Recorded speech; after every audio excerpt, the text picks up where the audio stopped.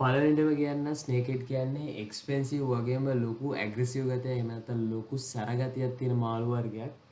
ඒ වුණාට ගොඩාක් ලස්සන කලර්ස් තියෙන එක එක විදිහේ ස්පීසිස් එකකින් ස්පීසිස් එකට වෙනමම යුනික් වෙච්ච කලර් වේරියේෂන්ස් ගොඩක් තියෙන මාළු වර්ගයක් තමයි මේ ස්නේක් හෙඩ් කියන්නේ. ඉතින් මේගොල්ලන්ගේ මේ ලස්සනත් එක්ක මේගොල්ලෝ ලංකාවේ ගොඩක්ම දැන් මේ වෙද්දි ලංකාව විතර නෙමෙයි ලෝකේ මේ වෙද්දි ගොඩක්ම ප්‍රසිද්ධියට පත් වෙලා තියෙනවා.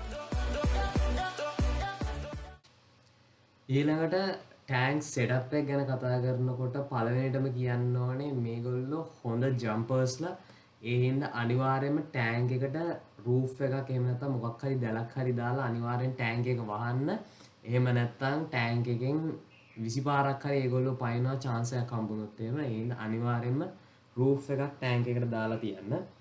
ඒ වගේම තමයි මේගොල්ලෝ ටෑන්ක් එක හොඳට එක්ස්ප්ලෝර් කරන්න කැමති හොඳට ටෑන්ක් එක යූස් කරන වගේම පල්ලෙහා සබ්ස්ට්‍රේට් එකේම හොඳට හාරලා ඒගොල්ලන්ට අවශ්‍ය විදිහට හදාගන්න කැමති මාළු වර්ගයක්. ඒ හින්දා ඕගොල්ලෝ පල්ලෙහා සබ්ස්ට්‍රේට් එක විදිහට වැලි වර්ගයක් එහෙම නැත්නම් පොඩි හීනි ග්‍රැවල් වර්ගයක් වගේ දෙයක් දාන්න පුළුවන් ඕගොල්ලන්ට. මොකද ඒගොල්ලෝ ඒවා හාරන හින්දා ගොඩක් ලොකු ස්ටෝන්ස් වගේ දේවල් දාන්න එපා. පල්ලෙහාට අනිවාර්යෙන් වැලි එහෙම නැත්නම් පොඩි ග්‍රැවල් එකක් වගේ දෙයක් දාන්න. ඊට පස්සේ අනිවාර්යයෙන්ම මම කියවනේ මේගොල්ලෝ හොඳට ටෑන්ක් එක එක්ස්ප්ලෝර් කරන්න කැමති මාළු වර්ගයක්. ඒ හින්දා හයිඩින් ප්ලේසස් උපරිමයටම දාන්න, ඩ්‍රිෆ්ට් රූට්ස් දාන්න, මොනවා හරි ඕනමන්ට් එකක් දාන්න. තව ඕගලන්ට හයිඩින් ප්ලේසස් වලට අමතරව හොඳට ප්ලාන්ට්ස් යූස් කරලා ටෑන්ක් එක සෙටප් කරගන්න පුළුවන්. ඒකේ ඔයාලට ලස්සන ටෑන්ක් සෙටප් එකක් ගහගන්න පුළුවන් මේ ස්නේක් හෙඩ් ඉන්න ටෑන්ක් එක. ඉතින් ගොඩක් ඒ වගේ ස්නේක් හෙඩ්ලා ඉන්න ටෑන්ක්ස් යූස් කරනවා ඒ වගේ ලස්සන සෙටප්ස් ගහන්න. ඉතින් ඔයගලන්ට ඒ වගේ දේවල් පාවිච්චි කරන්න පුළුවන්. ඒ වගේම තමයි ඔයගලන්ට බ්ලැක් කෝඩ් ටැන්ක් සෙටප් එකක් කරගන්න පුළුවන් හැකියාවක් තියෙනවා මේ ස්නේක් හෙඩ් ඉන්න ටැන්ක් එකේ. කෑම විදිහට මේගොල්ලන්ට මීට් ප්‍රොඩක්ට්ස් වගේම පැලට් වර්ග දෙන්න පුළුවන්. පැලට්ස් දෙද්දී අනිවාර්යයෙන්ම මොකක් හරි හොඳ ක්වොලිටි ප්‍රොඩක්ට් එකක් ගන්න. මොකද මේගොල්ලන්ට ඉක්මනට ලෙඩ හැදෙන්න පුළුවන්. සාමාන්‍යයෙන් ටිකක් අඩු ක්වොලිටි පැලට්ස් කෑවොත් එහෙම. ඒ හින්දා ටිකක් හොඳ ක්වොලිටි පැලට් එකක් තෝරලා මේගොල්ලන්ට දෙන්න. ඊට අමතරව ඔයගලන්ට සතියට දෙපාරක් එකපාරක් වගේ ගෙදරට ගේන මාළු ඉස්සෝ වගේ දෙයක් දෙන්න පුළුවන්. හැබැයි ඒක හැමදාම දුන්නොත් එහෙම මේගොල්ලන්ට ඒකෙන් මොනවා හරි වෙන වෙන ලෙඩ වර්ග හැදෙන්න පුළුවන් හැකියාවක් තියෙනවා.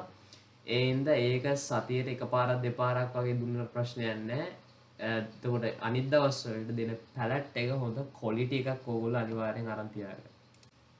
ඒ වගේම තමයි ඔයගොල්ලෝ මේගොල්ලන්ට කැම දෙද්දී හොඳට ඔබ්සර්වේෂන් එකක් කරන්න. මෙයාට මේ කැම එක වැඩිද අඩුද කියන එක බලලා කැම එක ලිමිට් එකක් ඇතුව දෙන්න. එහෙම නැත්නම් මේගොල්ලෝ ඕවර් ෆීඩ් වෙන්න පුළුවන් හැකියාව වැඩි.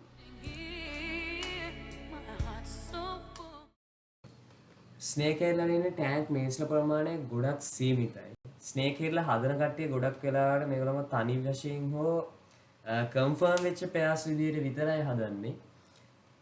මේගොල්ලෝ පොඩි කාලේ වගේ නම් අනිත් මාළුත් එක්ක කමියුනිටි විදිහට ටැන්ක් එකේ තියාගන්න පුළුවන් හැකියාවක් තියෙනවා. හැබැයි ටිකක් ලොකු වෙන මේගොල්ලෝ අනිවාර්යෙන් ඒගොල්ලෝගේ ටෙරිටරි එක ප්‍රොටෙක්ට් කරගන්න අනිත් මාළුන්ට කොටනවා. සාමාන්‍ය ටැන්ක් එකේ ගොඩක් ලොකු ඉඩක් තියෙනවා නම් ලොකු ප්‍රශ්නයක් වෙන එකක් නෑ. ඒත් සාමාන්‍ය ටික කාලයක් ගියාම මේගොල්ලෝ ඒගොල්ලන්ගේ ටෙරිටරියල් බිහේවියර්ස් සාමාන්‍ය නැචරල් බිහේවියර්ස් වලට මේගොල්ලෝ ඇඩප්ට් වෙනවා. ඒ හින්දා ගොඩක් වෙලාවට මේගොල්ලන්ගේ කමියුනිටි ටැන්ක්ස් වලට සූටබල් වෙන්නේ නැහැ. අනිවාර්යයෙන්ම ස්නේක් හෙඩ් කෙනෙක් හදද්දි තනි විදියට තමයි හදන්නේ. එක ටැන්ක් එකකට එක මාළුව. එහෙම නැත්නම් කන්ෆර්ම් වෙච්ච පෙයා එක. ඒ විදියට තමයි මේගොල්ලන්ගේ ටැන්ක් එකේ හදන්නේ. වෝටර් කන්ඩිෂන් එක ගත්තාම මේගොල්ලන්ට සෙල්සියස් 24ත් 29ත් වගේ රේන්ජ් එකක හොඳ කම්ෆර්ටබලි ඉන්න පුළුවන් හැකියාවක් තියෙනවා.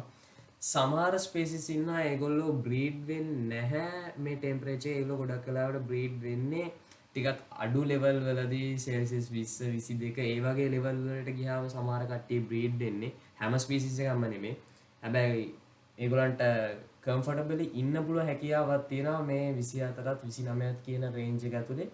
ඒ වගේම තමයි pH level එක මේගොල්ලෝ 6.5ත් 7.5ත් වගේ රේන්ජ් එකකට මේගොල්ලෝ කම්ෆර්ටබලි ඉන්න පුළුවන් හැකියාවක් තියෙනවා. අනිවාර්යයෙන්ම ටැන්ක් එකේ හොඳ වෝටර් සයික්ලින් එකක් තියාගන්න. සතියකට හැම වීඩියෝ එකකම කියනවා වගේ සතියකට 120ක් වතුර අඩු කරලා 120ක් ඒ අඩු කර ප්‍රමාණය වැඩි කරලා හොඳ වෝටර් සයික්ලින් එකක් තියාගන්න. ෆිල්ටරේෂන් එක හොඳට තියාගන්න ෆිල්ටරේෂන් එකක් දාන්න අනිවාර්යෙන් දාන්න ෆිල්ටරේෂන් එක හොඳ ලෙවල් එක තියාගන්න මොකද මේගොල්ලෝ එතකොට හොඳට කලර්ස් ඇවිල්ලා ලස්සනට මාළුවා වගේ ඒ නැචරල් ලුක් එක අපිට ගන්න පුළුවන් හැකියාවක් තියෙන හොඳ ෆිල්ටරේෂන් එකක් දුන්නා.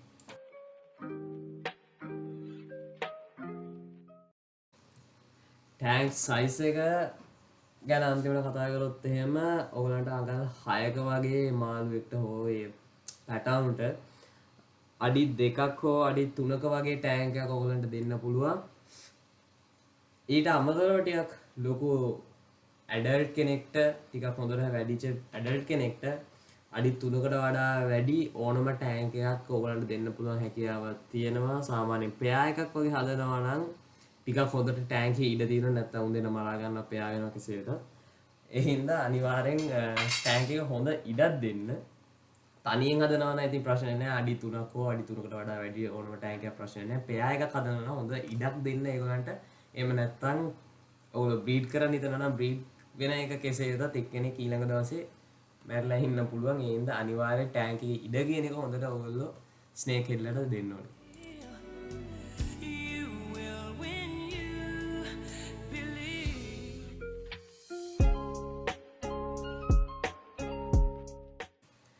අද වීඩියෝ එකෙන් ඔයගොල්ලෝ මොන හරි දෙයක් දැනගන්න ඇති කියලා හිතනවා. අනිවාර්යෙන් subscribe කරන්න, like කරන්න.